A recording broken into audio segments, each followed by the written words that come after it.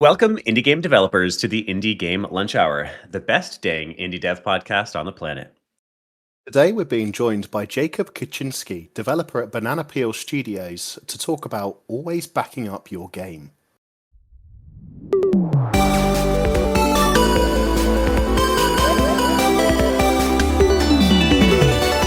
The Indie Game Lunch Hour. In our live magical podcast, we give game listeners the chance to hear real game dev stories from real indie developers, as well as directly ask them questions on their areas of expertise in the second half of each episode. This is a recording of a weekly event we host in the Indie Game Academy Discord on Wednesdays at 12 p.m. Eastern Time, so feel free to swing by for the next one.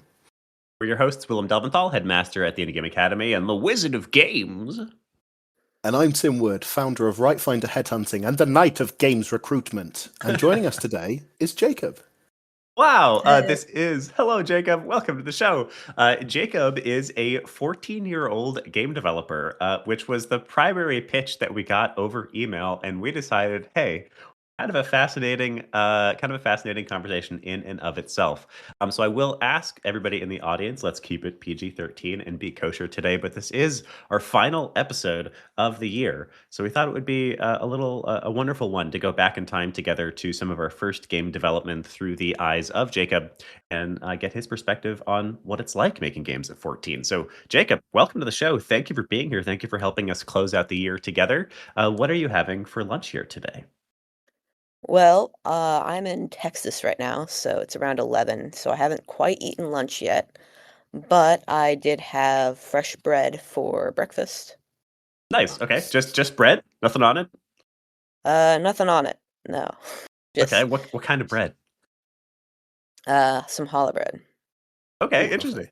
Nice, very lovely. I like a good sometimes I'll just munch into like a sourdough loaf, so I can respect a little bit of fresh bread. I've spent about 20 quid on bread today at my baker's buying different sourdoughs for Christmas, so no, big respect there. Amazing. Better than bread. Nothing better than bread.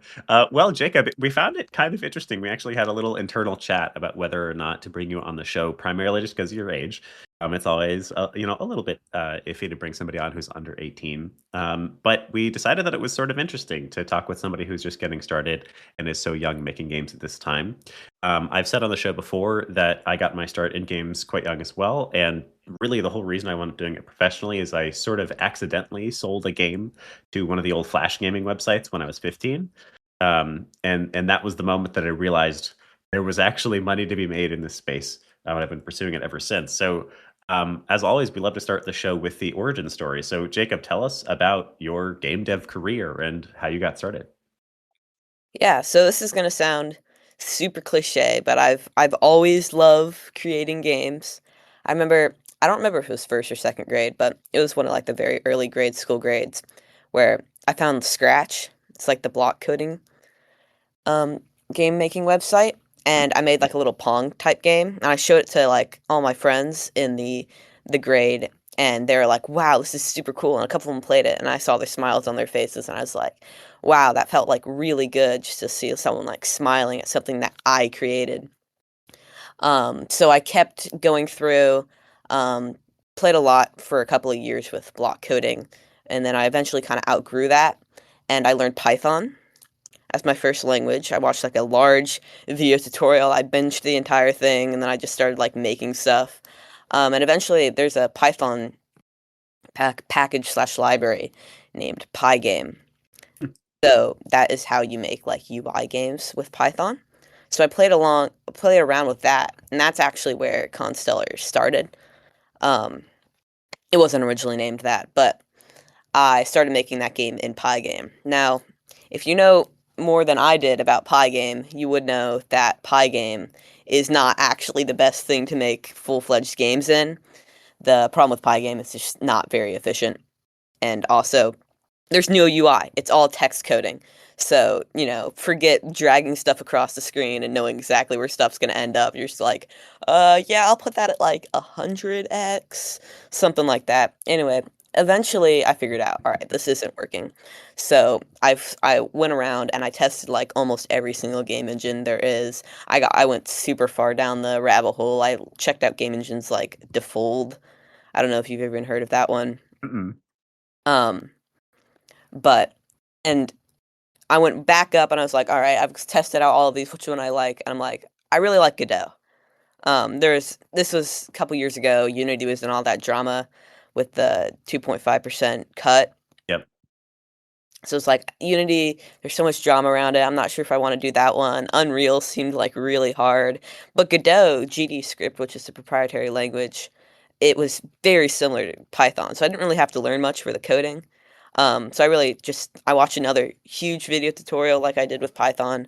I learned Godot and then never do this, but I immediately was like, I'm starting. So I immediately jumped into my dream project. Um, which was Constellar, and that was going pretty well. Obviously, it wasn't the best code ever. I would probably keel over if I saw my old code. So I developed that for probably around 6 months, but then something terrible happened. I think it was probably either my power supply, but somehow, some way, my motherboard got shorted out, Oh, and I had no backups. no. Absolutely no backups. Well, I had some backups on the same machine, but no backups anywhere else. Mhm. Um, and actually, I would have still been able to save the SSD, but there's something called BitLocker.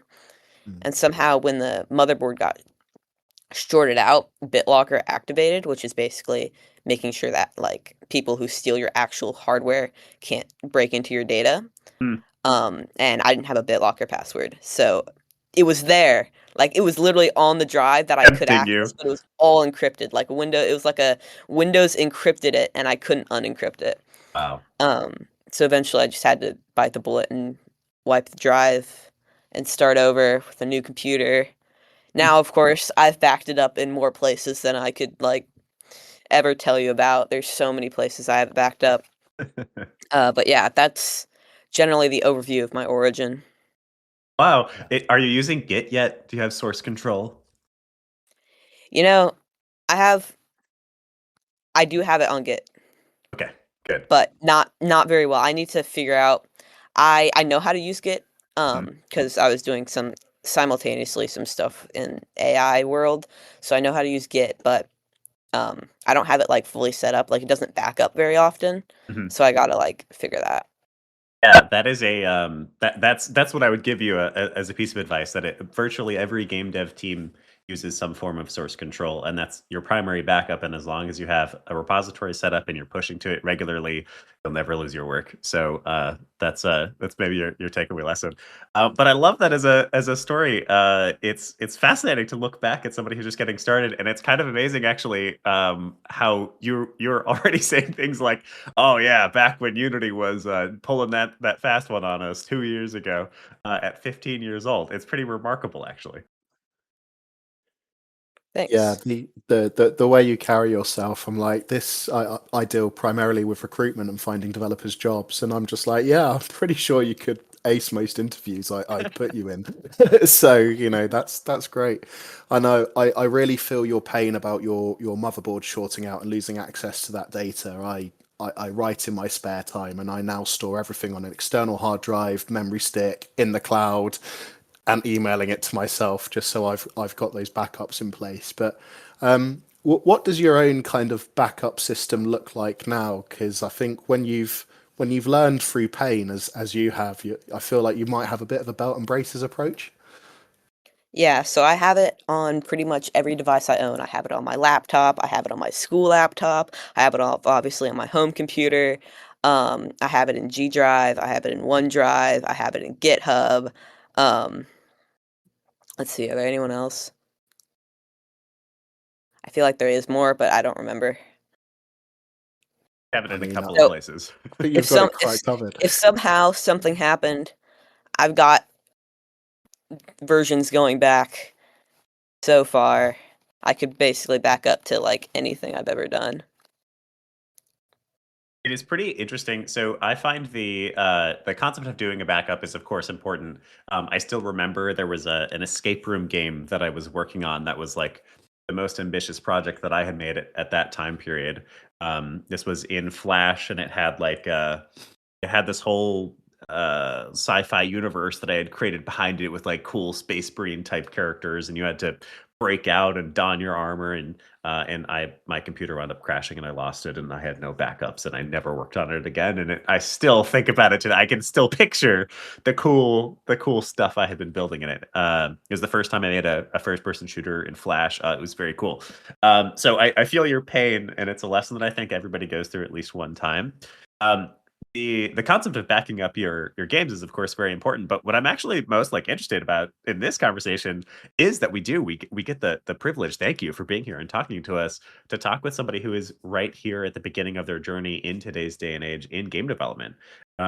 So I would love to hear like a little bit more about that. What is it like, being a year or two into your game development journey, and where do you see your game development journey going? Is it just an interesting thing that you're playing around with right now? Is there more of an objective than that? Yeah. So the great thing about right now is there's so many resources that you can tap into. Not only do you have the Stack Overflow and the Godot forums and whatever other forums, but you've also got like AI, right, to help you like fix bugs. So like sometimes I'm like, why is this not working? I like cannot even figure out where this error is coming from. And I'm like, Claude, where's this error coming from? And Claude's like, well, it would obviously it's coming from line 66. um, and then also you've got these really big YouTube tutorials. Shout out to Clear Code for single-handedly teaching me how to use Godot. Amazing. And what's the objective in your mind? Are you on your way to work at CD Projekt Red? Are you starting your own indie studio one day? Like, what do you think? Or does it even matter? Is it just about making games right now? I think right now it's just about making games. I just want to get like currently I just want to get something out there. It's a miracle that this project is still alive after what it's been through. But it's coming to close hopefully in the coming months, and I just want to get something out there. And then once this project's out here there, um, I definitely want to look into probably making a lot smaller games, like games that only take me like 3 months, and working on that for a while so I can explore more diverse ideas and like really figure out like who I am as a game developer. Hmm, Um, and then from there, I'll figure out something. very interesting. Yeah. Now, And sorry to jump in there, Willem, but I'm really please. curious. I mean, you've been developing this game for the last 2 years or so, maybe adding in a bit of extra time when you literally built it up again from the ashes. But how's that overall process been for you, and how are you feeling now you're close to releasing? So I think it's coming out in Q1 2026, right? Yeah, hopefully I don't have to. It was originally supposed to be Q4 2025, but Yeah. that didn't happen. But hopefully I hit that. Working really hard, but um yeah, the process has been really fun. I really like coding. I do a lot of coding.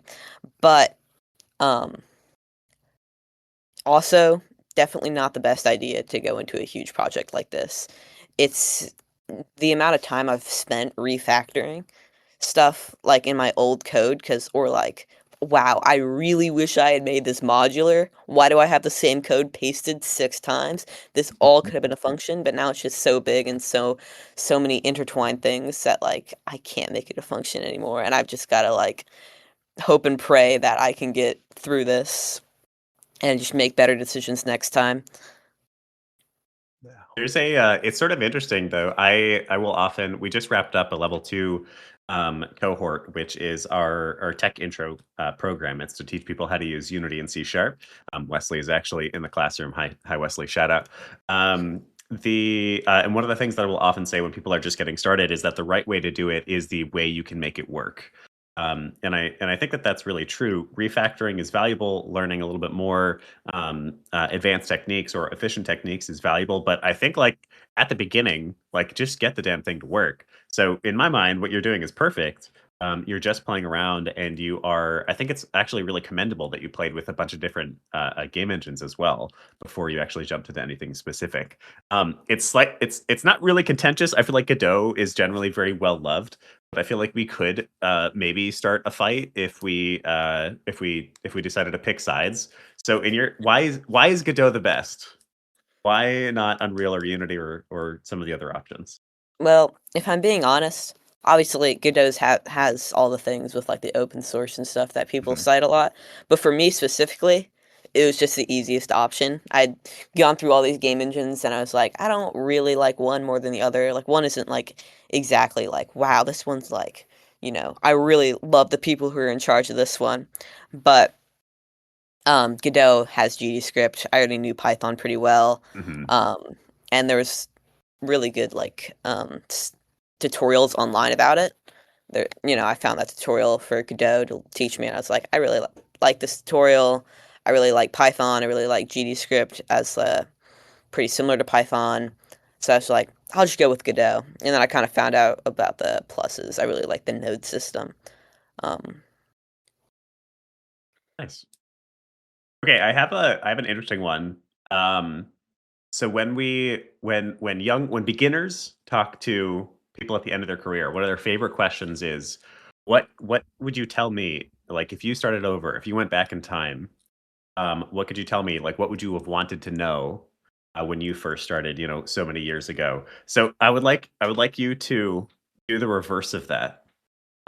Teach us, Jacob, things that if we were to start over, we would have liked to know. Does that make sense? yeah. Um, Glad Jacob understands.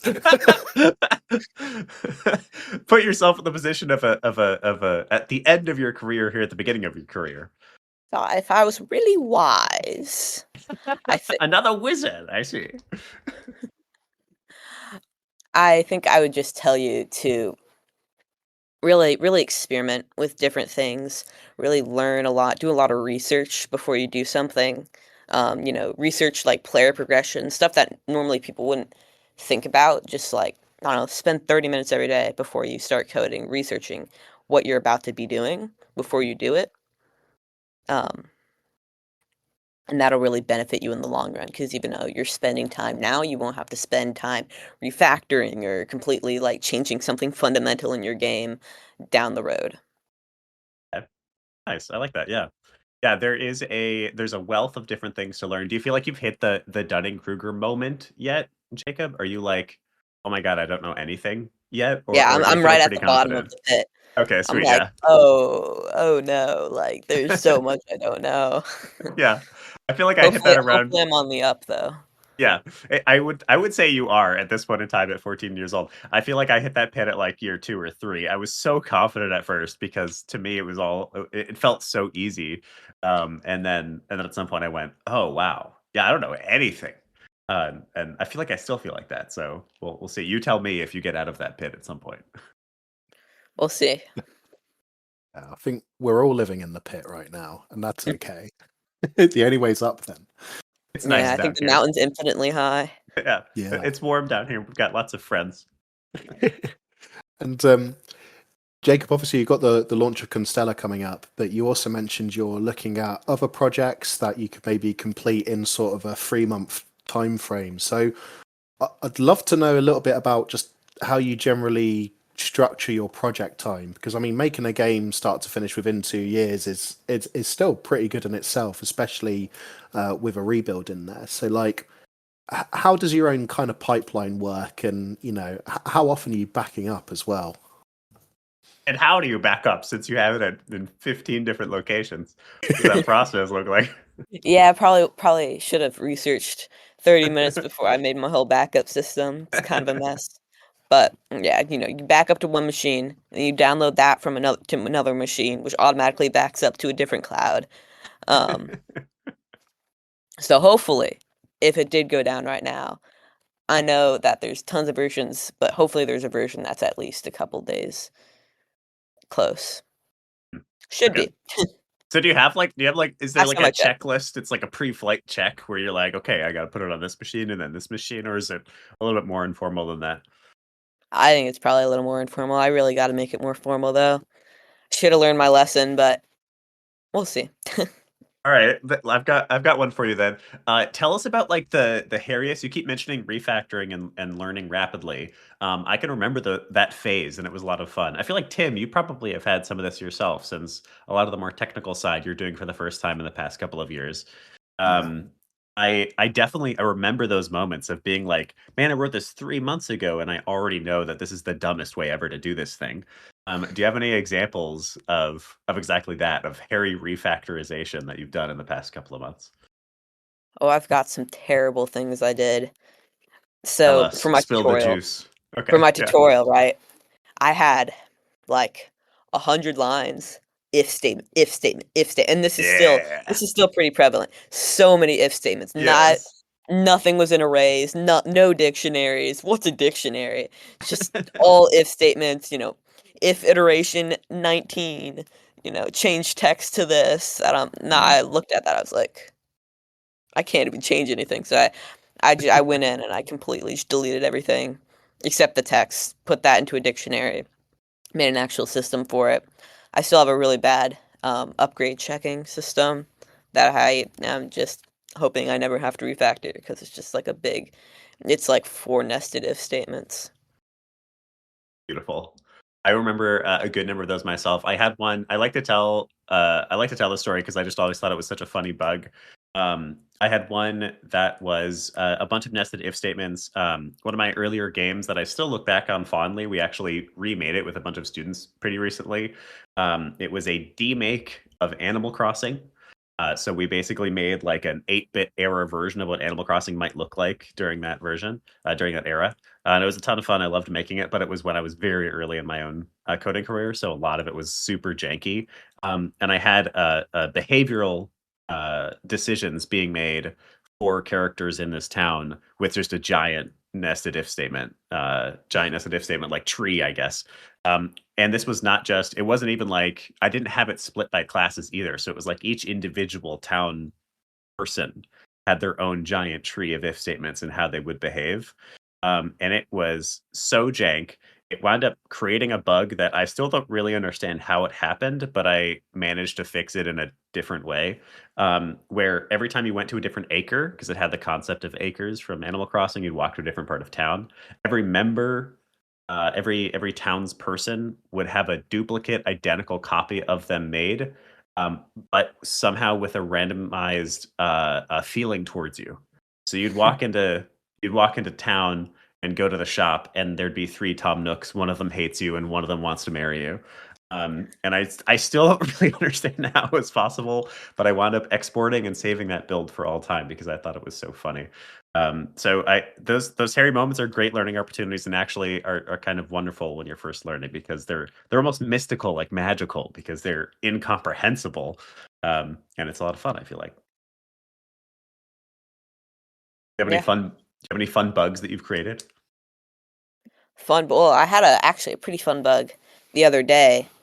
So I was just adding like an upgrade. So I was adding some variables to my player, and I didn't realize it, but I accidentally had like double highlighted and then pressed delete on accident. I accidentally deleted like half the variables in the player script, and suddenly the entire player script is red. Like it's all errors. I've got like 300 console errors. I'm like, what is going on? Because I didn't know I had deleted that. So I'm looking through and I'm like, huh, all the variables are saying they're not defined. Hmm. But before I had realized that, I had closed out Godot because I was like, maybe it's like a Godot issue. Because sometimes Godot starts like randomly error highlighting when it probably shouldn't. So I restarted Godot. So my Control Z obviously didn't have any memory.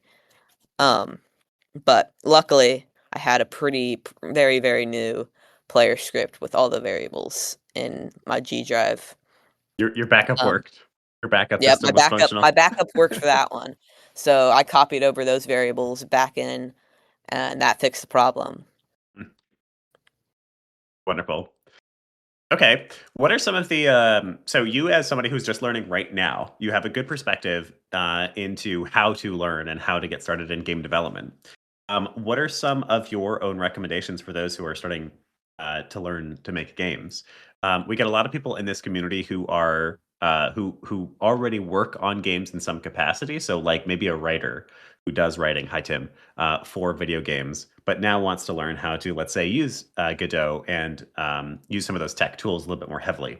What are your tips for somebody who's getting started? Where do you think they should get started? What types of games? What types of software? What types of exercises? How does one get started making games, in your opinion? Well, So obviously, I only know much about like how I did it. I know that like the tried and true like Udemy course is probably a pretty good route. Mhm. Um, if you're like pretty motivated and you're like willing to just like slog it out for 24 hours, those like large video courses are always like pretty solid to like give you like an overall feeling for like the entire game engine. And then also making like a GPT or something on ChatGPT, like you can tell it like how you learn best and like Hmm. your like you can make your own curriculum and you can have it teach you like that. And I found that was like pretty good for at least getting you started. Interesting. Okay. So you made a custom GPT for just for yourself for learning? Yeah, not for Godot, because I learned that before GPTs were like really a thing. Mhm. But like I wanted to learn like HTML. I Mhm. wanted to at least have like a basic understanding of how to do front end because I was doing a lot of work on Python. I wanted to learn how to do a Flask server. Um, so I made a GPT and it taught me like pretty decent HTML knowledge. Obviously, I'm not like super good at HTML, but got me enough to where like I could like put together an HTML page. Nice. Interesting. Yeah, that's the kind of thing that I feel like I would not do for myself, but is a pretty I use GPT pretty heavily these days just in the day job, but I don't think I've used it for self-propelled education yet. So that's a really cool idea. Yeah, that's interesting. And Jacob, I've looked at the Steam page and I've kind of watched a few of the footage bits of Constellar. I think my favorite is watching the little rocket ship move around the sun and the other kind of cosmic bodies. But could you give us kind of your overview elevator pitch for the game itself? Because I love the art style. I think it's really creative. All right. The pitch is it's Galaga but modernized with like elemental combo abilities and you can go to other planets. Basically just like if Galaga was built in like the modern day with like the resources we have now, this is what it could be. Hmm. Awesome. No, I definitely get the Galaga vibe from it. So I guess as a player, what kind of gameplay loops could I expect? And I know there's a demo out, and I'd encourage people watching this to maybe go check that out and have a play for themselves. But what are the key features of the title? So the demo is pretty short, pretty small. Um but basically you start out, you do the tutorial. Um it's the fighting is the main part of the game. It's Galaga-esque. You don't have like the multiples spaceships. You do have a couple of them in the later levels, but you start out with just like one spaceship you're fighting. Um, and then so you fight that a couple of times. I think fourth level you get a dash. Then you at second level you can like buy your first upgrade. The first four upgrades are like passive, and then the second upgrades are um like the um main upgrades. You can like shoot them. So like the fire one is like a big fire bullet basically. It's like the lore isn't great, but basically, if you shoot it and it hits an enemy, it just like starts in like a giant inferno on the enemy ship, Nice. and that can combo with like the Earth ability, where you just shoot like a mountain at the enemy ship, because that starts a gas leak on the ship, which is like a little particle effect. And Yeah. if there's a gas leak and you set a giant inferno, then there's like a huge explosion and does like a lot of their health. No, that's awesome. So it's like elemental combat in space. Yeah. It feels like that's dope. Can you I starve definitely the had a crew little of bit of oxygen? when I was developing it, I had a little bit of shiny object syndrome. I'm like, "Ooh, a parry mechanic would be fun. Ooh, dashing would Yeah. be fun. Ooh, that'd be a fun combo." You know? Yeah, I That mean that's is what game dev's about, though, that right? is It's what just Game Devs is Yeah. about. like this is dope. Let's put that in. Yeah. And I think I guess that's how we end up with feature creep. it's very true. I was about to say, like, that is its own lesson. Actually, is every game dev that has ever lived has gone through the trials and tribulations of having a cool idea and realizing it's completely unrealistic to add to the game, or the opposite. Actually, they have the coolest idea ever. They add it, they completely blow up their time span, and they swear to never do it again. And then on their next game, they do it again. Yeah. No, Yeah. it's cool. It looks a lot like FTL visually, which is one of my favorite games to just suddenly lose 20 hours to over a week. So, no, I'll Yeah, definitely be checking it out on release. I played FGL, but I died like 10 times over without making any progress, Yeah, and then I quit I, it. I've had Kinda it sad to for say it. about 5 years. I've never beaten it ever. You know, I got to the Federation ship once, and that was it. I think I've beaten it only like once, and that was it was a painful enough process that I was like, okay, I did it. I'm done now. Yeah, I'm never doing it again. I still play Slay the Spire on a regular daily basis. FTL, I don't think I've picked up in years, even though I look back on it so fondly. It's a wonderful game. All right, I have another interesting question for you. So, the game industry is not a thing that you're really a part of yet. You are, of course, the minute you start making games, you're a game developer, and so you're a part of the game industry. But you're not in it the way that our typical guest usually is. You know, our typical guest has been dealing with the hiring process and has been launching their own studios and trying to find publishers, and has been really in it for years usually, and has experienced what the game industry is like. So for you, who's a little bit more of an outsider, and you're here largely just to learn to make games, I'm curious if you have any input or ideas on how the game industry might change in the coming years. What do you think is going to happen to the game industry in the next 5 years? Um, well, obviously, AI is something that a lot of people have on their minds right now in terms of AI is gonna steal my job, Yes. but I don't believe that AI is ever gonna be like fully replacing a game developer. I think it'll just shift more into game developers. They do like the creativity, they make the art, they put the mechanics into place, and then they just have the AI kind of build out most of the code, right? Hmm. So I think that could definitely be a changing factor. Um, you've got, the AAA studios. Some of them are doing pretty well right now, but a lot of them, especially like Ubisoft, like they're in some pretty hot water right now in terms of Hmm. their how a lot of their games lately haven't been doing all that well. Hmm. So I'm sure we'll see we're already seeing it a little bit with like the indie revolution. Like I think from 2024, like 2025, or maybe it was 2023 to 2024, like there's like a 14% increase in indie share of the industry, Hmm. which is just crazy, especially compared to other years where it's like 3%, 1%. Yeah, it's a pretty insane growth. The stat that I think it was, if I'm remembering the stat correctly, I think it's just between 2024 and 2025. There's been roughly a 6 times number of indie studios founded, which is just like a wild swing. So, if there's 2,000 Bonkers. indie studios founded in one year, you're 12,000 in this last year. Excuse me. Bless you. So, yeah, it's interesting to hear perspective. How do you think AI, as somebody who something that I find kind of interesting, is that somebody who is freshly learning a space sometimes has better perspective on how the space is changing than somebody who's been in the space a long time, because we start to get our visions a little bit clouded by how things used to be done. So you, who is truly freshly learning the space, how do you think AI is going to shift how we make games? Do you think that the fears of it taking away jobs are like well founded? How do you think an indie studio, a year or two or five from now, will incorporate AI into their flow? Will it be solo developers using AI in every little thing? Will it be like we all kind of have a creative assistant? Will it be something else? Yeah. So I think AI probably will inevitably, sadly, take some people's jobs, especially in like large studios. I don't approve of, AAA studios firing a bunch of people, but it's inevitably probably going to happen. But Mhm. I think that in terms of indie, AI is going to be used hopefully more as just a tool. I think that eventually AI can't do exactly what you want it to do, right? If you just give it a prompt and you're like, if I just told it make a elemental space shooter based on Galaga, right? It would not make Constellar. It would make something that's, much less fleshed out.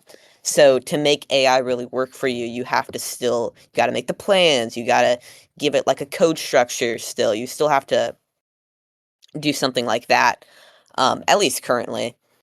Um, so I think that that is currently where AI is at. In the future, we'll see. Currently, I haven't used AI like a lot in Constellar's development. I've used it to touch up my code there, but for my next game, I'll probably have it do maybe a little more. Obviously, nowhere near like vibe coding, but like, just have it be like, I've made a player script a lot, okay? I don't need to make this simple player script for like movement plus jumping. I could just have AI do that and then tweak the values later to exactly like the snappiness I want. Mhm. There's a there I have a game designer who I work with at my day job who really impressed me with how she does mock-ups using ChatGPT. So my typical mock-up process earlier in my career is making more or less gray boxes. So if I am working with a client or on my own indie game, and I'm trying to help people understand the system that I want to make. So let's say it's a new main menu or something, I will make a gray box version of that main menu, and I'll be like, here's what I'm thinking. She trained a GPT model and uses it to pretty exactly show what the game is going to look like, and therefore get everybody on a much closer page for how we should all build the game. And I was quite impressed by that, and have started incorporating some of those own tools into my own career. So it is changing. It's actively changing right this second. But as you suggest, I have come to believe that AI will, as you say, inevitably replace some jobs, but it actually feels less scary to me than I think it might to some other people, because it does feel like it still requires expertise to competently use it. Somebody who incorporates AI, who doesn't know what they're doing, makes pretty crappy content that mostly won't compete. It'll clutter the airwaves, which kind of sucks. Hmm. But it mostly won't compete on a quality basis from somebody who knows what they're doing and also uses AI. So it feels to me like mostly AI is an assistant Yeah, that I will, agree. It's a tool. yeah, exactly, that really does power up people who use it well, for sure. But is pretty hard pressed to replace human beings at this point, at least. Amani has a question here, which is, will the big movers in the indie space just become a new AAA, aka Animal Farm? What do you think, Jacob? Um, I think it really depends. Obviously, the more money you get, you do have the ability to hire more people, and if you hire too many people and you don't do it correctly, you do just become a big AAA company. All companies don't start as AAA. You don't just go out and you're like, yeah, I'm just gonna hire 1,000 people, make a AAA company.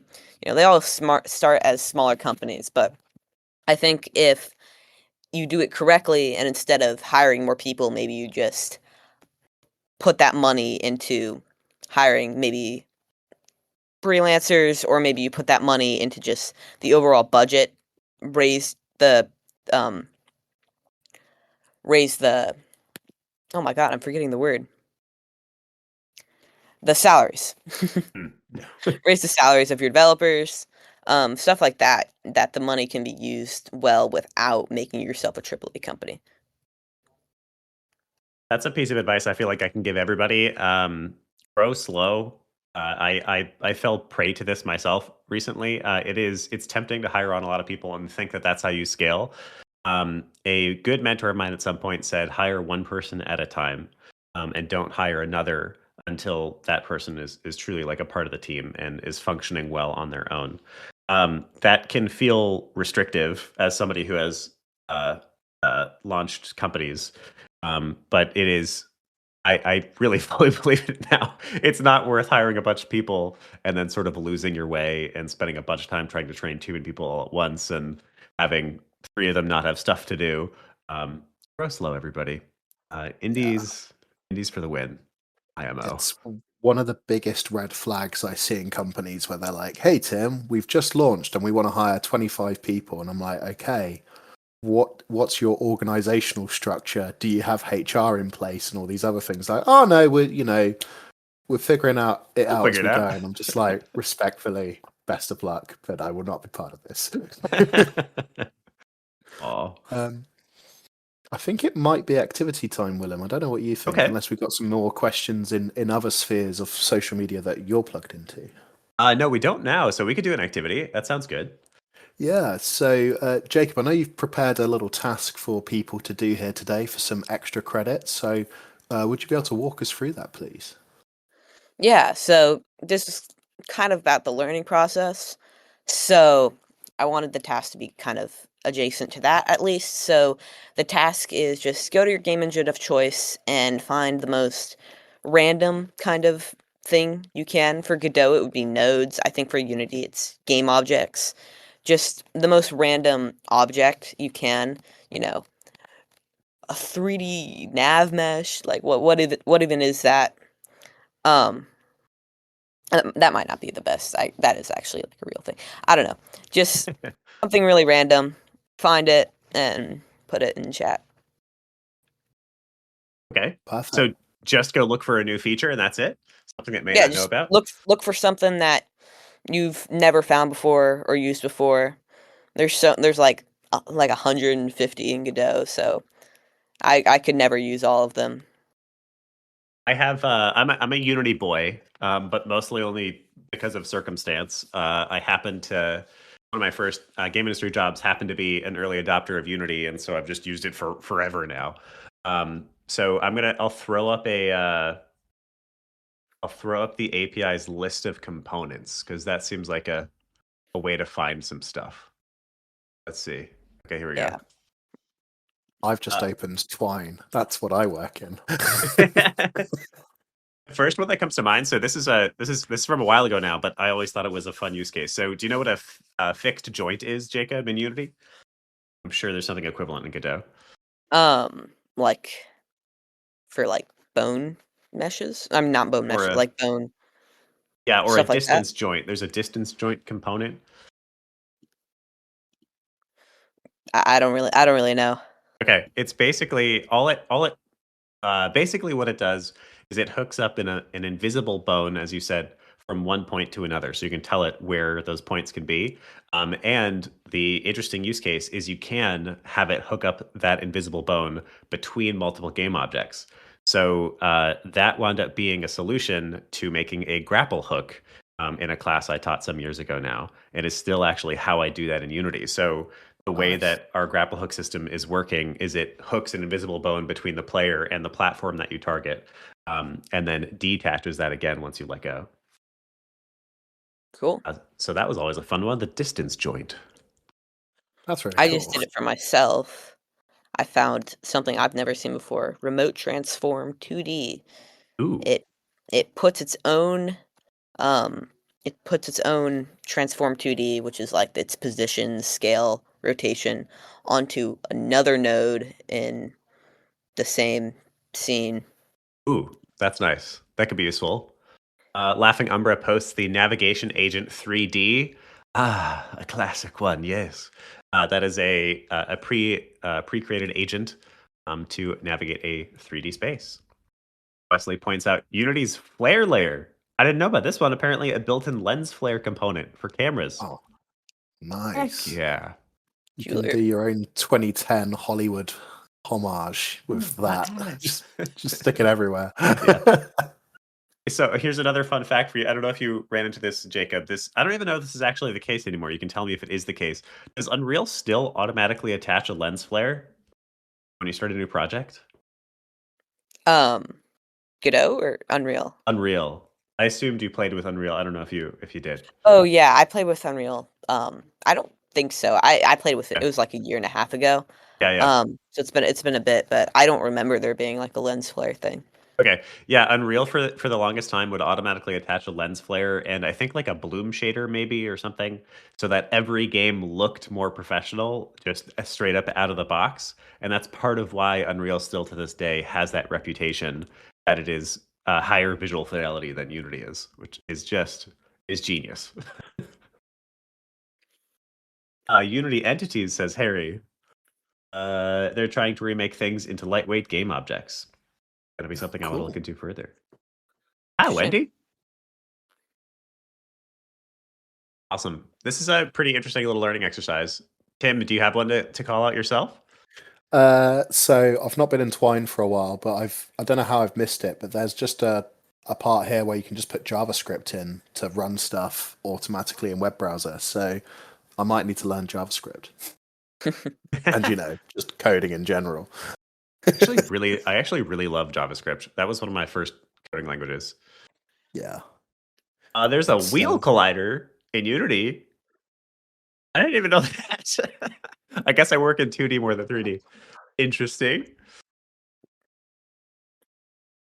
Awesome. So this is something that everybody can do for yourselves. Very simple. Just go and look for a new type of component and see how you can make it. Yeah. Jacob, you had originally said, I think, coming up with a gameplay mechanic to create out of these components. Is that something that you've done before? Yeah, so for the homework at the end of the episode, I thought it'd be fun to take the mechanic you found and try to make something like a really fast prototype out of it. Like for my I think it was transform layer 2D or something like that. Mhm. You can make one where you have a player, but you've also got like a mirrored player with its same position, except like Ooh, further up. Yeah. So whenever you move around your player, you got to like keep track of two of them. I don't nice. know. Yeah, that's great. Awesome. Okay, sweet. Before we can wrap up and do that homework and then close out the episode, but I wanted to ask you one last question, Jacob. So this is the Indie Game Lunch Hour's last episode of the year. So for those who are listening or here live with us, we won't have one during Christmas week next week during the holidays, and we won't have one the week after that either because it falls directly on New Year's. So we have a 2-week gap, very long gap for us here. So we'll see everybody again in 3 weeks. For this being the end of the year, Jacob, I was wondering if you could give us some New Year's wishes together. What are you hoping to get out of 2026, and what are you hoping for your fellow developers, perhaps for you and other game devs? Well, I'm hoping for a fun year. Where I'm hoping for not too difficult on the schoolwork, and I'm hoping for a successful game launch. And I think anyone who's launching a game is probably hoping for a successful game launch. That's an easy one. We have so many people in this community who are contributing or directly launching games. So here's one grand cheers to everybody to successful game launches in 2026. Tim has Ooh. an actual glass. Cheers, everyone. I May got a your water bottle. may your odds be ever in your favor. Nice, perfect. Yeah, awesome. And why don't we, as we close out the episode, for those who are live with us, give us some of your own 2026 wishes and your own 2026. Um, uh, what is the word? New Year's resolution? Yeah, that one. Yeah. Your resolutions for the year. I myself am going to try to stick to calendars better. I don't know. I don't know if y'all have resolutions. I don't stick to my calendar as good as I should, even though I use the hell out of it. Yeah. I don't know, Tim. Do you have resolutions? Just to like finish all the projects I've started this year. Oh dear. Like from a personal, like they're all going well. I just want to cap them off in the right way so I can then move on to the other things.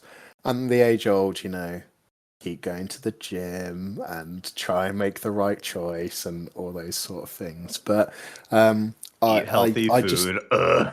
ugh, I know it's such a drag. But my hopes for the industry are that it will keep recovering, and that developers will gradually get the longevity and security of opportunities that they've not had for so long.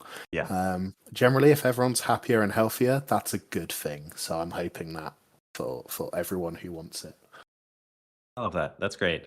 Yeah, Jacob, you started learning after 2020, which is sort of a miracle into and of itself. Because before 2020, man, the game industry was pretty tight. I mean, it was never perfect, but 2020 was like this remarkable boom year for us and was terribly exciting. And then it's been a bit shit ever since. So it's amazing that you picked it up anyway and began learning during this time period. Yeah. So may all of your 2026 resolutions come true, everybody. Give yourself a little bit of love this holiday season. Why don't we close down the episode, Tim? Does that sound right? That sounds all right to me. All right. So you gave us our homework. You want to repeat it one more time, Jacob? Our extra credit assignment? Yeah, so take the super random game object node that you found and make a simple game mechanic out of it. Simple prototype. Awesome. Nice. And everyone, when you've done that, why not post it in the Discord or post it on LinkedIn? Tag me and Willem. We can forward that on to Jacob and show him what you've made, and we can crack on from there. Very exciting. Before we close things off, Jacob, I think let's plug Constellar one more time in the chat, Willem. But is there anything else we need to be aware of in your journey, your advertising, or anything like that you'd like people to keep track of? No, wishlist Constellar on Steam. Nice. So you heard it here, everyone. Wishlist Constellar. Let's give Jacob a great game launch when it does come out in Q1 2026, and stay tuned for the store page in case the timeline changes. But Jacob, thanks so much for coming on today and having lunch with Willem and I. I hope you have more bread for your lunch later and some other cool things too. And there'll be links in the Discord and on the places that we broadcast for where you can find us next year. Wow. Holy cow. Tim and I also have some exciting changes coming for this podcast that hopefully we'll tell you about then. If you enjoyed it, as always, there's links to join our Discord down below and anything else we talked about. I think that's going to be it. Thank you, everybody. Thank you, Jacob. Thank you to those who asked Thank you your for having questions. me. Of course. Yeah. All right. All right. Goodbye, everyone. Happy 2025. Ooh. Yeah. Goodbye. Happy New Year. Bye-bye. Game over. Adios, y'all.